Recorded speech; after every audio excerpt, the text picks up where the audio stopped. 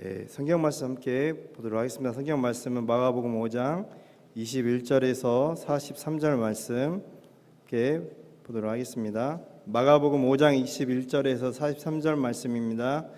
예수께서 배를 타시고 다시 맞은편으로 건너가시니 큰 무리가 그에게로 모이거늘 이에 바닷가에 계시더니 회당장 중에 하나인 야이로라 하는 이가 와서 예수를 보고 발 아래 엎드려 간곡히 구하여 이르되 내 어린 딸이 죽게 되었사오니 오셔서 그 위에 손을 얹으사 그를 그로 구원을 받아 살게 하소서 하거늘 이에 그와 함께 가시세 큰 무리가 따라가며 에워싸 밀더라.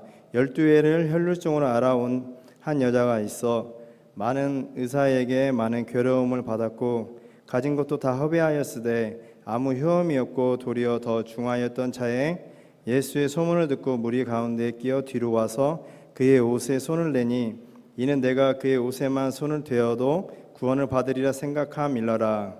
이에 그의 혈루 근원이 곧 마름에 병이 나은 줄을 몸에 깨달으니라. 예수께서 그 능력이 자기에게서 나간 줄을 곧 스스로 아시고 무리 가운데서 돌이켜 말씀하시되 누가 내 옷에 손을 대었느냐 하시니 제자들이 여짜오되 무리가 에워싸 미는 것을 보시며 누가 내게 손을 대었느냐 물으시나이까 하되 예수께서 이 일 행한 여자를 보려고 둘러보시니 여자가 자기에게 이루어진 일을 알고 두려워하여 떨며 와서 그 앞에 엎드려 모든 사실을 여쭈니 예수께서 이르시되 딸아 내 믿음이 너를 구원하였으니 평안히 가라 내 병에서 놓여 건강할지어다. 아직 예수께서 말씀하실 때에 회당장의 집에서 사람들이 와서 회당장에게 이르되 당신의 딸이 죽었나이다. 어찌하여 선생을 더 괴롭게 하나이까.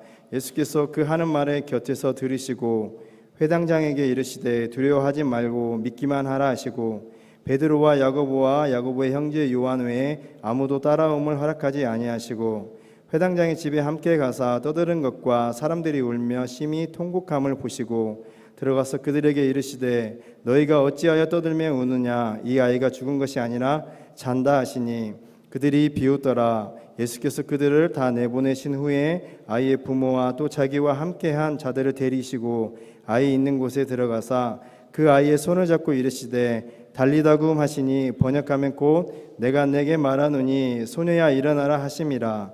소녀가 곧 일어나서 걸으니 나이가 12살이라.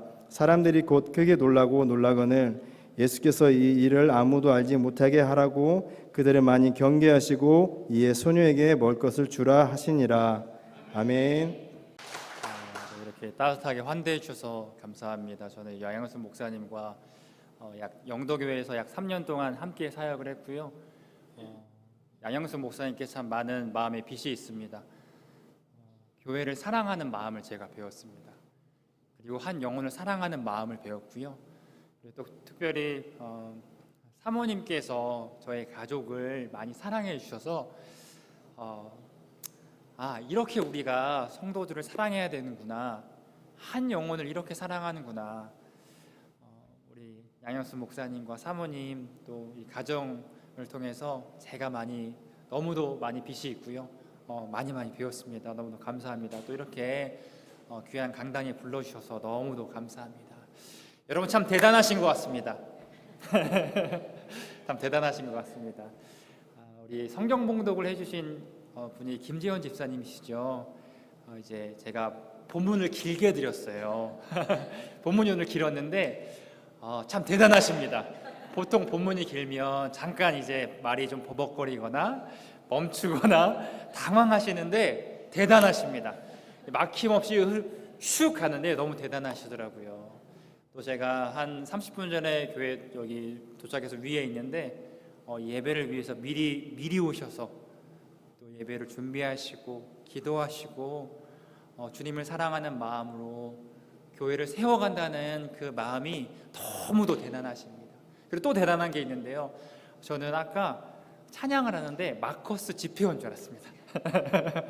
마커스 집회원 줄 알았어요. 그래서 너무도 그 찬양 가운데 은혜를 받게 하셔서 감사합니다. 여러분 우리가 대단한 이유는요, 우리가 대단해서 그런 것이 아니라 하나님이 대단한 분이시기 때문인 줄로 믿습니다. 하나님이 거룩하시고 좋으시고 선하신 그 하나님께서 세우신 교회이기 때문에요, 제가 마음껏 이 교회를 대단하다 칭찬할 수 있는 것 같습니다. 여러분, 한국 교회가 지금 위기에 처해 있다는 사실은요, 아마도 모든 분들이 잘 아실 겁니다. 뭐 교세 감소, 또 고령화, 다음 세대 실종, 그리고 한국 교회 신뢰도 하락까지 곳곳에서 교회에 대한 경고음이 울리고 있습니다. 전문가들은 이 위기를 극복하지 못하면 2050년도가 되면 한국 교회 성도의 숫자가 약 500만 명 밑으로 떨어질 것이라 경고하고 있습니다. 현재는 약 770만으로 보거든요. 그러니까 약 35%가 줄어든다는 겁니다. 사실 교회를 건강하게 세운다는 것은 쉽지 않습니다. 교회를 위해 열심히 사역하는데요, 영적 침체를 경험하기도 하고, 또 사역의 열매가 보이지 않아 좌절할 때가 있습니다. 또 관계의 갈등이나 소통의 단절로 인해 답답함을 느낄 때도 있죠. 뿐만 아니라 시간 관리에 어려움을 느끼기도 합니다. 직장 생활, 또 학업, 그리고 가정, 또 교회 봉사까지 정말 많은 것들을 동시에 감당해야 하니 주님께서 맡겨주신 이 교회를 재직으로서 세우기란 여간 만만한 것이 아닙니다. 사실 매 순간이 위기라고 말할 수 있습니다. 여러분, 위기라고 말하는 이 시대에 우리는 무엇을 통해서 교회를 세울 수 있을까요? 여러분, 답은요 분명합니다. 오직 복음만이, 오직 예수만이 문제 해결되는 줄로 믿습니다. 특별히 오늘 이 자리에서 재직 세미나로 함께 예배를 드리시는데요, 여러분, 오늘 설교의 제목이요, 예수님의 시간표입니다. 자, 오늘 설교의 제목처럼 예수님의 시간표에 여러분들의 그 삶을 맞출 때 하나님께서 맡겨주신 이 전미중앙교회를 더 건강하게 세워갈 줄로 믿습니다. 더 튼튼하게, 더 건강하게 세워가는 은혜가 있을 줄로 믿습니다. 혹시 여러분의 인생 가운데 크게 다쳐본 경험이 있으십니까? 저는 몇 번 있었습니다. 제가 이 초등학교 시절부터 대학교 시절까지 아이스하키라는 운동을 제가 전문적으로 했습니다. 별로 믿기지 않으시는 것 같은데 좀 제가 매소해서 또 얼굴이 조금 착해 보이죠? 저 사람이 아이스하키를 했다고? 제가 과거에 초등학교부터 대학교 때까지 아이스하키라는 운동을 했습니다. 여러분, 국가대표로 뛴 적도 있습니다. 아이스하키는요 매우 격렬한 스포츠입니다. 그래서 제가 선수 생활을 할 때 큰 부상을 몇 번 당한 적이 있습니다. 제가 고등학교 때 시합을 하는데 상대편 선수가 제 무릎을 어깨로 가격했습니다. 크게 다친 저는요 대학병원 응급실로 실려갔습니다. 그런데 응급실에 도착해서 한참을 기다려도 의사 선생님이 오시지 않는 겁니다. 저는 무릎이 너무 아프니까 답답한 마음에 이 간호사 선생님께 따지듯 물었습니다. 도대체 의사 선생님은 언제 오십니까? 이 진료 안 봐주시는 거예요? 지금 생각하면 창피한 기억이죠. 이 자리를 빌어서 이제 화를 내고 짜증냈던 제 모습을 후회하고 사죄를 하고 싶습니다. 혹시 이 자리에 의료계에 종사하시는 분 계십니까? 없으세요? 여기는 간호사나 조무사 혹시 의사 선생님 안 계신가요? 여러분, 그 의료계에서 종사하시는 분들이 너무 수고가 많으십니다. 여러분, 간호사 선생님은 저에게 이렇게 말씀하셨습니다. 선생님, 지금 선생님보다요 더 위급한 환자들이 있어서 조금만 더 기다리시면 의사 선생님이 오실 겁니다. 조금만 더 기다려주세요. 정중하게 저에게 말씀하셨습니다. 그 말을 듣고 주위를 둘러보니까요 정말 저보다 더 위중한 또 심각한 환자들이 있었습니다. 교통사고로 실려 들어와서 피를 흘리시는 환자도 있었고요, 긴급한 수술을 요하는 환자들도 있었습니다. 저는 그때 깨달았습니다. 저는 무릎이 아팠지만 생명의 위태로운 상태가 아닌 것을 깨달았습니다. 응급실에 가면 우선순위를 정합니다. 여러분, 그 우선순위를 누가 정하는지 아십니까? 환자가 아니라 전문가인 의사가 우선순위를 정합니다.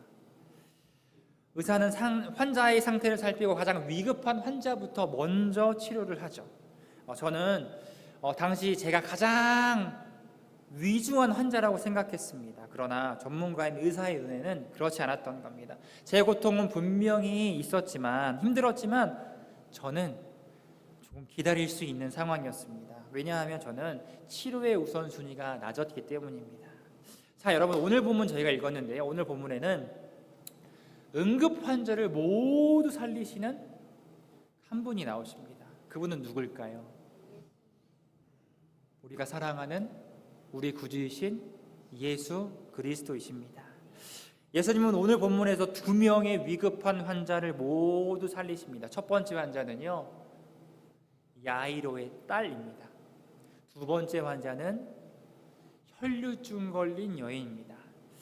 먼저 첫 번째 환자를 살펴보도록 하겠습니다. 이 환자는요, 어린 소녀입니다.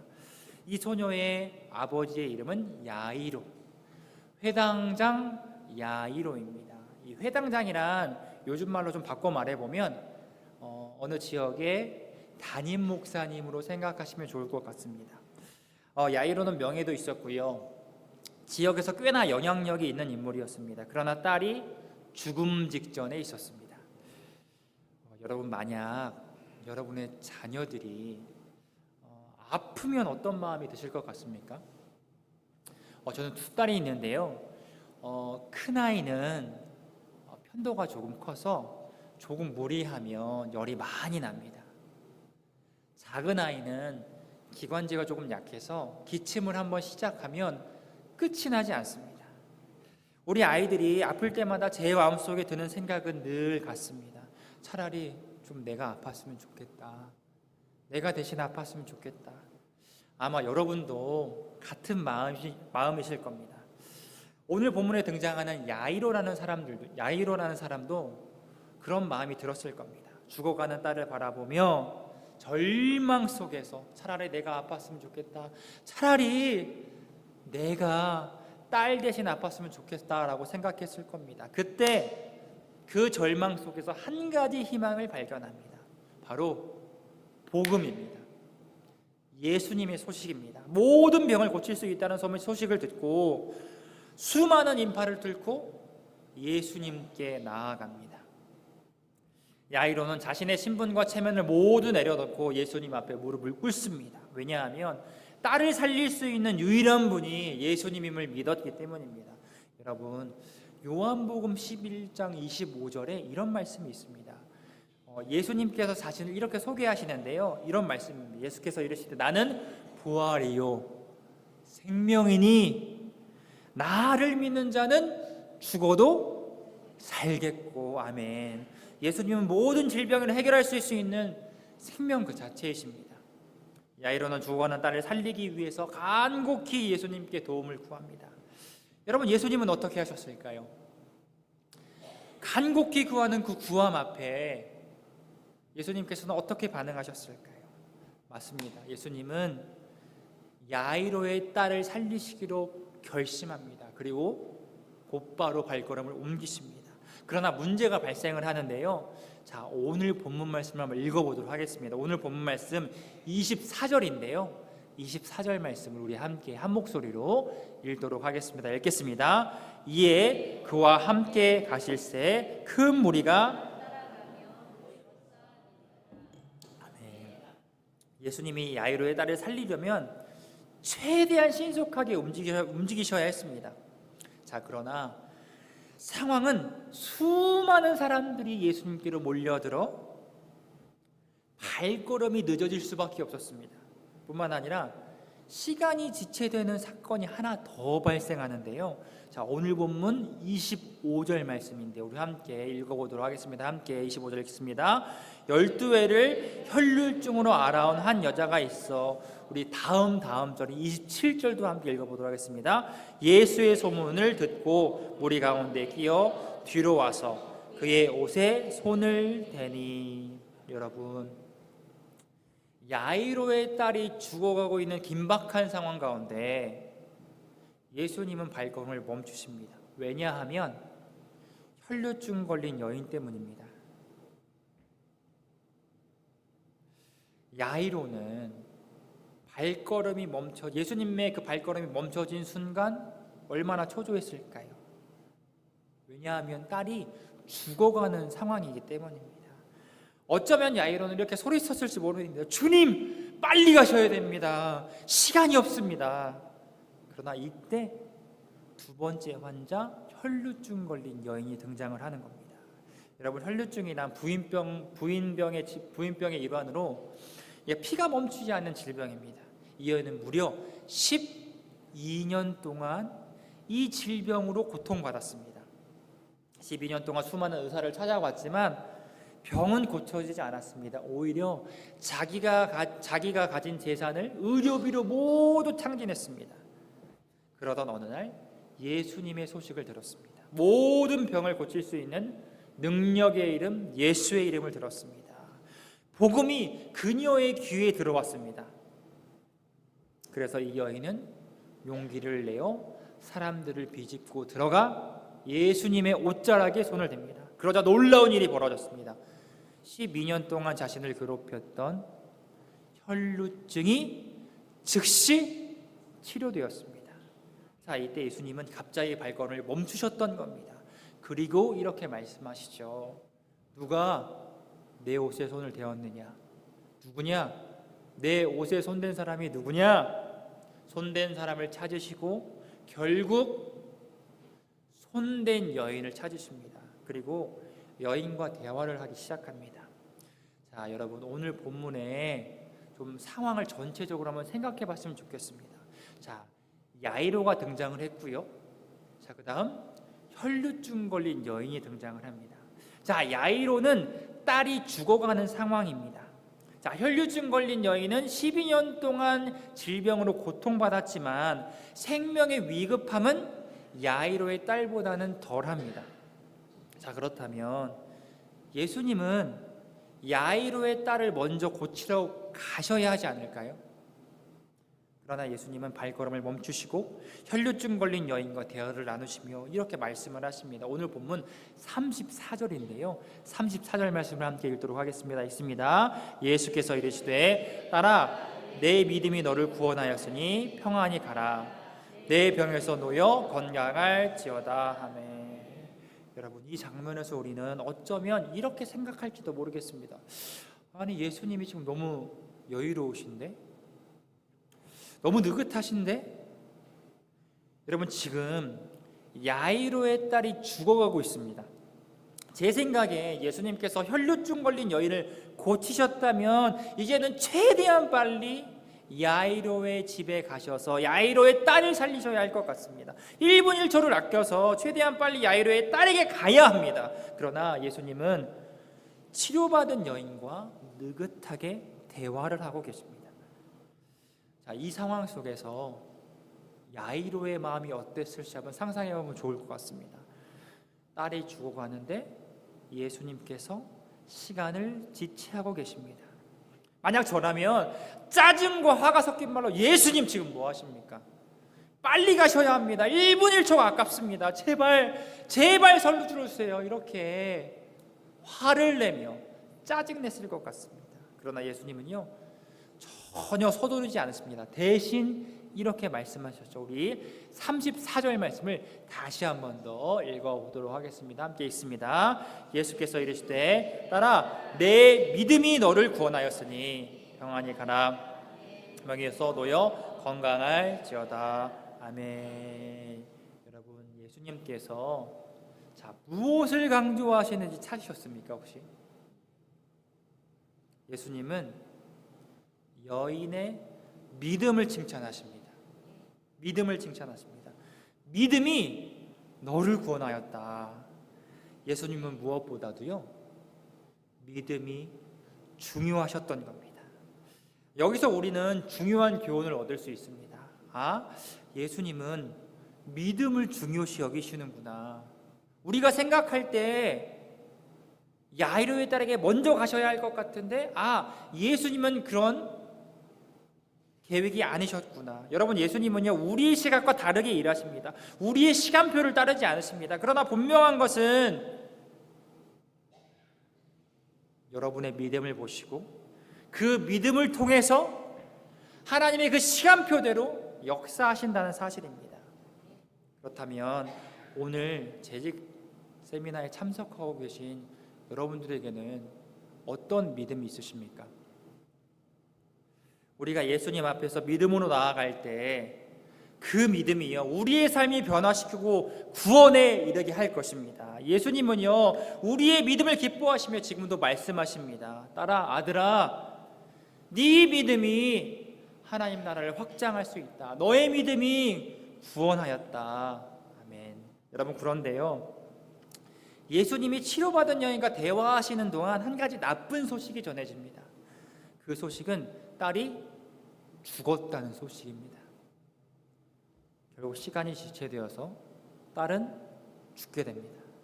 이 소식을 들은 야이로의 마음이 어땠을까요? 얼마나 절망스럽고 충격적이었을까요? 아마 분노와 슬픔이 뒤섞였을 겁니다.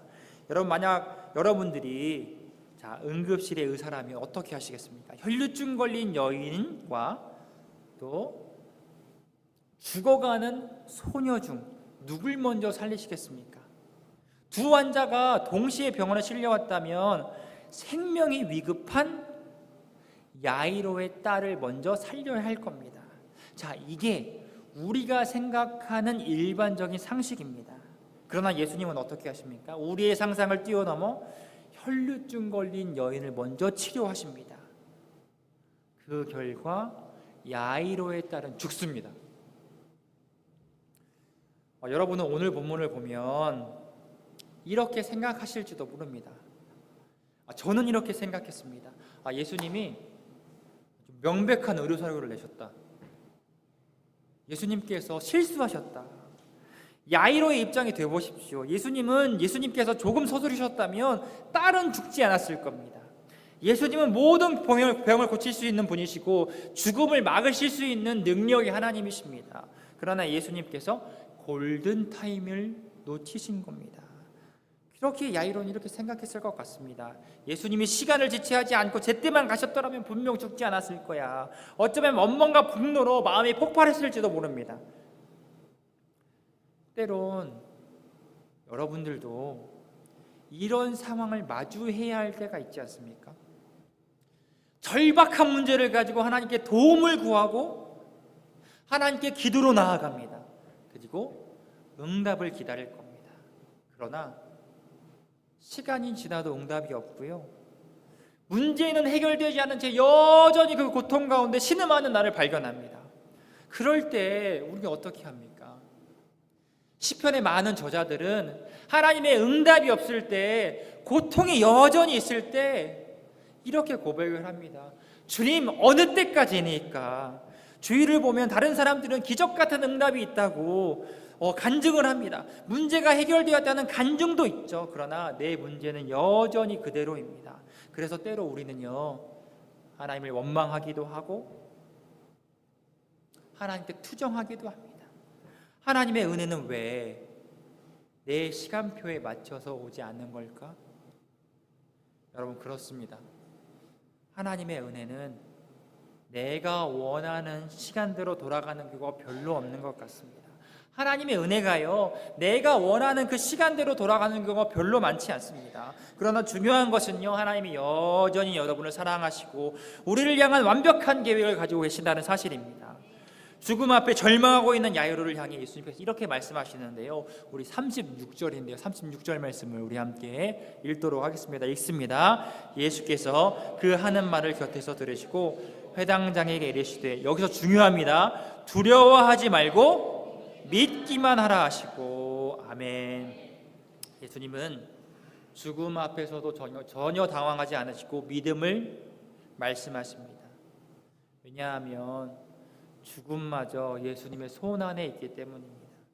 예수님께 골든타임을 놓쳤다는 개념은 없습니다. 예수님은 모든 상황을 완벽하게 통치하시는 하나님이십니다. 여러분, 하나님은요 우리가 원하는 시간과 또 방식대로 일하지 않을 때가 참 많으십니다. 그러나 하나님의 시간은 항상 완벽합니다. 야이로의 딸은 죽음에 이르렀지만 예수님은 그녀를 다시 살리실 것입니다. 그분은 죽음조차 이기시는 하나님이시기 때문입니다. 오늘 예수님의 말씀을 여러분 마음 가운데 새기셨으면 좋겠습니다. 두려워하지 말고 믿기만 하라. 이 믿음이 여러분들 그 마음 가운데 풍성해졌으면 좋겠습니다. 여러분, 예수님은 딸이 죽은 야이로에게 믿음을 요구하셨습니다. 두려워하지 말고 믿기만 하라. 여러분, 지금 딸이 죽었습니다. 그럼에도 불구하고 믿음을 요구하신 겁니다. 상황이 끝난 것처럼 보이지만 예수님은 그 순간에 믿음을 요청하신 겁니다. 여러분, 믿음이란 무엇일까요? 믿음이란 무엇일까요? 하나님을 신뢰하고 끝까지 인내하는 것이 믿음입니다. 자, 여러분, 믿음을요, 우리 신학에서 크게 세 가지로 나눠서 봅니다. 자, 지식, 동의, 신뢰입니다. 자, 지식, 동의, 신뢰. 자, 지식이란 예수님이 어떠한 분으로 아는 겁니다. 자, 제가 아까 요한복음 11장 25절을 읽어드렸는데요, 예수께서 말씀하실 나는 부활이요 생명이니. 예수님이 어떠한 분입니까? 부활이시고 생명이십니다. 그 지식과 동일한 예수님이 죽음을 이기시고 부활하셨다는 사실을 인정하고 내 입술로 고백하는 겁니다. 자, 신뢰란 예수님이 내 인생의 주인이심을 고백하며 그분을 전적으로 의지하는 겁니다. 예수님께 나의 삶을 맡기는 것입니다. 자, 그리고요, 오늘 본문에 나오는 믿음이 무엇인지 더 잘 이해하기 위해서 제가 성경 말씀을 한 구절 준비했습니다. 제가 성경 말씀을 읽는데, 자, 믿음이 어디에 나오는지 한번 생각하시면서 잘 들어주시면 감사하겠습니다. 제가 출애굽기 17장 12절 말씀인데 제가 읽어보겠습니다. 모세의 팔이 피곤함에 그들이 돌을 가져다가 모세의 아래에 놓아 그가 그 위에 앉게 하고 아론과 훌이 한 사람은 이쪽에서 한 사람은 저쪽에서 모세의 손을 붙들어 올렸더니 그 손이 해가 지도록 내려오지 아니한지라. 제가 출애굽기 17장 12절을 읽어드렸는데 믿음이라는 단어를 들으셨습니까? 믿음이라는 단어를 들으셨어요? 여러분, 믿음이란 없었습니다. 그러나 믿음이 있습니다. 12절에 자, 내려오지 아니한지라, 손이 내려오지 아니한지라가 바로 믿음입니다. 이 내려오지 아니한지라는 히브리어로 에므나라는 단어인데, 이 에므나라는 단어를 구약 성경 다른 곳에서는 믿음으로 번역을 합니다. 믿음으로 번역합니다. 저희가 읽은 출애굽기 17장의 말씀은 이스라엘 백성들과 아말렉의 전투가 나옵니다. 자, 모세가 손을 내리지 않고 높이 들고 있으면 이스라엘이 이깁니다. 그러나 그 손이 점점 내려오면 아말렉이 전투에서 승리합니다. 자, 그때 옆에 있었던 아론과 훌이 손을 들어줍니다. 모세는 힘들어 손을 내리려고 했지만 아론과 훌이 그 손을 붙잡고 올려주었습니다. 결국 이스라엘이 승리한 이유는요, 이 손을 내리지 않았기 때문입니다. 이 손을 내리지 않은 것이요, 바로 믿음입니다. 그러나 이 손 들고 있는 것이 쉬웠을까요? 우리 어렸을 적에 잘못하면 부모님께 혼이 나잖아요. 우리 성도님들은 경건하셔서 어렸을 적부터 경건해서 별로 혼난 적이 없으신 것 같은데 저는 어렸을 적 꽤나 있었습니다. 이제 부모님께서 이제 손 들어, 손을 들면 힘들더라고요. 손을 들고 있으면 힘듭니다. 고통스럽기까지 하죠. 그런 손이 서서히 내려옵니다. 부모님의 눈치를 살짝 보면서 손을 내리죠. 여러분, 믿음은 손을 내리지 않고 힘들고 고통스러운 상황 속에서도 끝까지 버티는 것입니다. 믿음이란 당장의 결과가 보이지 않더라도 끝까지 인내하며 나아가는 것입니다. 여러분, 혹시 존버라는 단어 아십니까? 존버라는 단어 아세요? 존버? 우리 아시죠? 존버라는 말 아세요? 아멘. 뒤에서 아멘 하셨는데, 예. 이 존버라는 말을 인터넷에 검색해 보시면 바로 나오는데, 존이라는 말과 버라는 말을 합친 신조어입니다. 요즘 젊은 사람들이 쓰는 말이에요. 존이라는 말과 버라는 말이 합쳐진 말이에요. 어떤 의미냐면 보통 비속어로 사용이 됩니다. 비속어. 여러분, 매우라는 비속어를 존 X라고 하잖아요.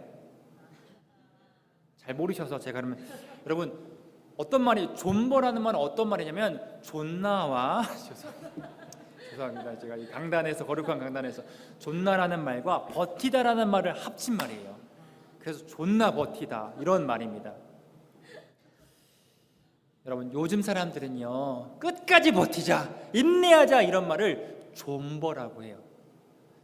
저는 그리스도인들에게도요 존버가 필요하다고 생각합니다. 좀 이상하죠? 여러분 세상 사람들이 말하는 존버가 아니라 존귀하게 버티는 존버가 필요하다고 생각합니다. 여러분 세상 사람들도요 인내하며 살아갑니다. 세상 사람들도 참아가며 살아갑니다. 그럼 어떻게 버팁니까? 더럽고요 추하게 버팁니다. 그러나 그리스도인들은 존귀하게 버티는 겁니다. 존귀하게 인내하는 겁니다. 오늘 본문의 야이로는 이 인내하는 존귀하게 버티는 믿음이 있었습니다. 딸이 죽어가는 상황 속에서 예수님을 신뢰했습니다. 딸이 죽었음에도 예수님을 묵묵히 따랐습니다. 여러분 우리도 마찬가지입니다. 우리는 하나님께 구할 수 있습니다. 우리의 간절함을 구할 수 있습니다. 안전과 건강과 행복을 구할 수 있습니다. 그러나 하나님은요 그보다 더 좋은 선물을 준비하셨습니다. 선물을 약속하셨습니다. 바로 하나님의 임재입니다. 임마누엘, 우리와 함께 하시는 하나님, 바로 예수 그리스도입니다. 우리와 함께 하시는 하나님으로 예수님께서 이 땅에 오셔서 우리의 모든 고난을 겪으셨습니다. 그리고 우리를 구원하시기 위해서 십자가로 죽으시고 부활하시고 승천하셨습니다. 그리고 지금도 하늘 보좌 우편에서 우리를 위해서 중보하고 계십니다. 뿐만 아니라 성령님을 보내주셔서 우리가 주님과 동행할 수 있도록 믿음을 불어넣어 주십니다. 성령님은 우리가 어려운 상황 속에서도 예수님의 사랑을 확신하게 하며 부활의 소망을 주십니다. 이 믿음이 있으면 어떤 상황 속에서도 끝까지 인내하며 주님을 신뢰할 수 있습니다. 그러나 우리는 종종 고난에 직면하면요 인내하지 못합니다. 그것은 단지 능력이 부족해서가 아니라 사실 인내하고 싶지 않기 때문입니다. 고난이 찾아오면 밑바닥을 드러내는 나의 모습을 발견하고 폭발합니다. 또는 포기해버립니다. 그렇다면 우리는 왜 인내하지 못하는 것일까요? 그 이유는 우리가 나의 시간표에 하나님의 시간표를 억지로 껴 맞추려고 하기 때문입니다. 나의 뜻에 하나님의 뜻을 껴 맞추려고 하기 때문입니다. 그래서 인내가 어려운 겁니다. 나의 시간표와 하나님의 시간표가 맞지 않을 때 인내는요 고통이고 좌절일 뿐입니다. 예수님의 수제자였던 한번 베드로를 생각해 보십시오. 여러분 베드로가 대단한 제자였잖아요. 수제자였습니다. 그러나 베드로는요 인내하지 못하는 모습을 많이 보여줍니다. 제가 요한복음 18장 10절을 읽어드리겠습니다. 이에 시몬 베드로가 칼을 가졌는데 그것을 빼어 대제사장의 종을 쳐서 오른편 귀를 베어버리니 그 종의 이름은 말고라. 여러분 이 말씀은요 예수님께서 잡히실 때의 말씀입니다. 베드로는 예수님께서 잡히시자 칼을 꺼냅니다. 그리고 대제사장이 그 말고의 귀를 칼로 잘라버립니다. 여러분 베드로가 꺼냈던 그 칼은 어디서 나왔을까요? 베드로가 휘둘렀던 그 칼은 어디서 나왔을까요? 3년 동안 함께 하셨던 예수님께서 그 칼을 주셨을까요? 자, 베드로야, 위험에 처했을 때 위급한 상황에 꼭 칼을 꺼내야 된다고 하면서 칼을 주셨을까요? 아닙니다. 예수님은 제자들에게 칼이 아닌 사랑을 주셨습니다. 그런데 베드로는 자신의 시간표대로 움직였습니다. 예수님의 뜻에 반해 칼을 꺼내 휘두르며 자신의 방식으로 이 상황을 해결하려고 했습니다. 제2의 예수님께서는 베드로에게 베드로야 칼을 도로 넣으라 말씀하시죠. 그리고 아버지께서 주신 잔을 내가 마셔야 한다. 십자가를 말씀하십니다. 왜냐하면 예수님의 시간표엔 십자가가 있었기 때문입니다. 여러분, 이 십자가를 통해서요, 저와 여러분이, 죄인인 저와 여러분이 구원받은 겁니다. 그러나 베드로는 예수님의 시간표를 받아들이지 않고 자신의 시간표를 고수했습니다. 예수님은 이 제자들과 함께 있을 때요, 베드로와 3년 동안 함께 있을 때 최소 3번입니다. 내가 십자가에 못 박혀야 돼. 십자가를 최소 3번 말씀하셨습니다. 그러나 베드로는 예수님의 시간표를 받아들이지 않았습니다. 인내하지 못하고 칼을 휘둘렀습니다. 왜냐하면 베드로는 자신의 시간표대로 살았기 때문입니다. 베드로의 시간표에 십자가는 없었습니다. 다만 예수님께서 강한 권력으로 나라를 장악해 독립을 이루는 왕으로 올라가길 원하셨습니다. 세상의 왕으로 이스라엘의 옛 영광, 다윗 때의 영광, 그 복이 강한 나라로 회복될 것을 기대했습니다. 그러나 예수님의 시간표에 나라의 독립은 없었습니다. 다만 예수님의 시간표에 십자가가 있었습니다. 왜냐하면 저와 여러분, 그리고 이 세상을 구원하시기 위함입니다. 여러분, 베드로의 시간표가 정확할까요? 아니면 예수님의 시간표가 정확할까요? 당연히 예수님의 시간표가 정확합니다. 예수님의 시간표대로 십자가에 못 박히시고 죽으셨기에 저와 여러분의 그 죄가 사해진 겁니다. 사랑하는 여러분, 여러분의 시간표를 예수님의 시간표에 맞추십시오. 왜냐하면 하나님의 시간표는 언제나 완벽히 정확하기 때문입니다. 내 시간표와 하나님의 뜻을 억지로 껴맞추려 하는 것이 아니라 언제나 오르시고 언제나 완벽하시고 언제나 전능하신 그 하나님 아버지의 십자가, 하나님 아버지의 그 시간표에 여러분의 뜻을 맞추시기 소망합니다. 예수님은 마침내요, 야이로의 집에 도착합니다. 그곳에 애통하고 통곡의 소리가 가득합니다. 왜냐하면 야이로의 딸이 죽었기 때문입니다. 그때 예수님께서 이렇게 말씀하십니다.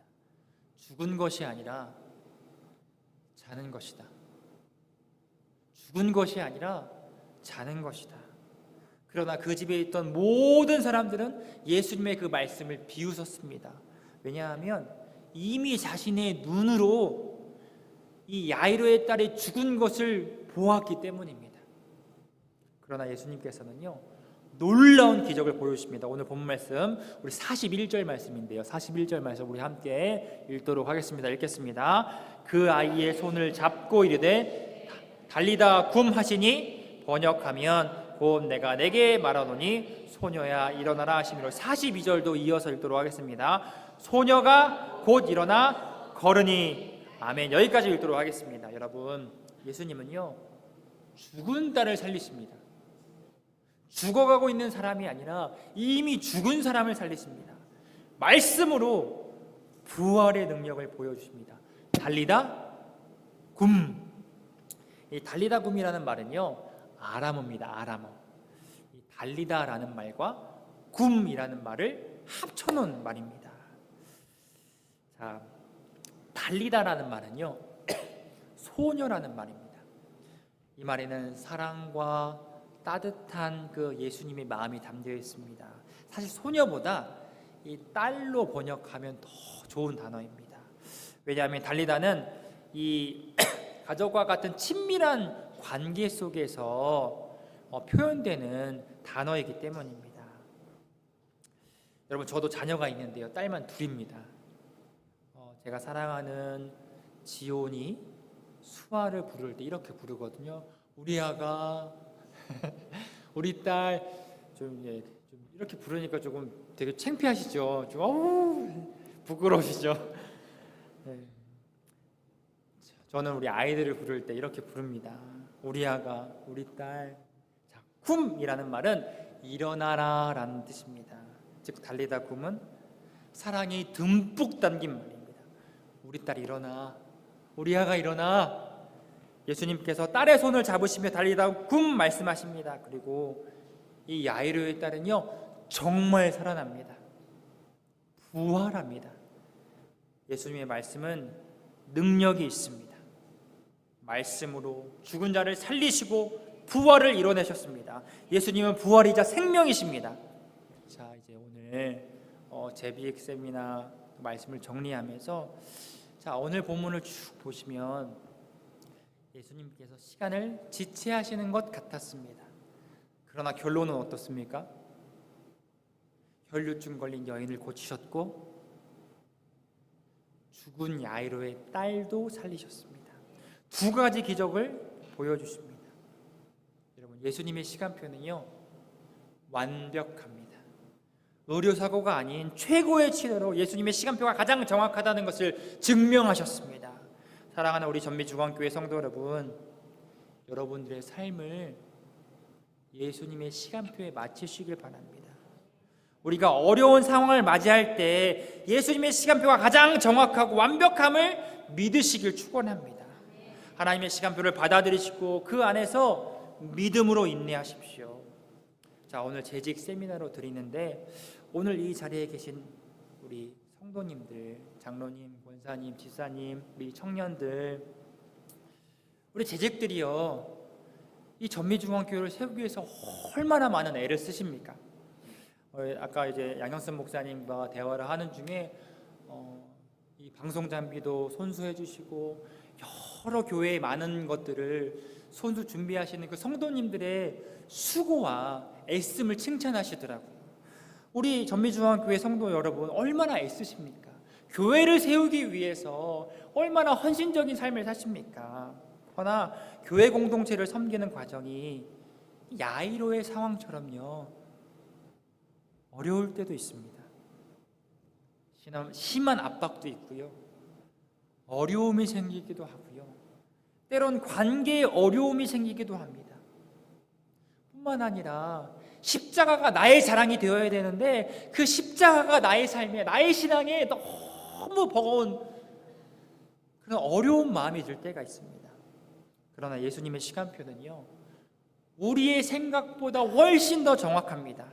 한 영혼을 위해 자신의 모든 것을 내어주신 예수님처럼 여러분도 교회를 위해 또 한 영혼을 위해 인내로 섬겨나갈 때 주님은 반드시 생명의 역사, 부활의 역사를 이루어 주실 것입니다. 그렇게 우리에게 가장 중요한 임무는요 바로 믿음입니다. 믿음만이 답인 줄로 믿습니다. 자, 2025년도가 새롭게 시작되었습니다. 여러분 올해 시간표 세우셨습니까? 어떻게 세우셨습니까? 내가 원하는 대로, 내가 원하는 뜻, 나의 편리를 생각해서 하나님 이렇게 해주세요. 내가 원하는 대로 하나님의 능력을 끌어와 사용하셨습니까? 아니면 하나님이 원하시는 뜻에 나의 뜻을 맞춰서 시간표를 정하셨습니까? 주님이 원하시는 곳에 나를 맞추셨습니까? 올 한 해 예수님의 시간표에 여러분들의 삶을 맞추시기 바랍니다. 그때 예수님께서 여러분에게 부활의 역사로, 생명의 역사로 이끌어 가실 줄로 믿습니다. 사랑하는 성도 여러분, 사랑의 시간표, 섬김의 시간표, 본질, 기도, 예배의 시간표, 십자가의 시간표, 예수님의 시간표로 2025년도를 가득히 채우시길 바랍니다. 그 믿음으로 여러분의 신앙과 이 교회를 임마누엘 하나님, 복음 예수님으로 충만하게 세워가시는 저와 여러분 또 전미중앙교회가 되시길 우리 구주이신 예수 그리스도의 이름으로 축원합니다. 축원합니다.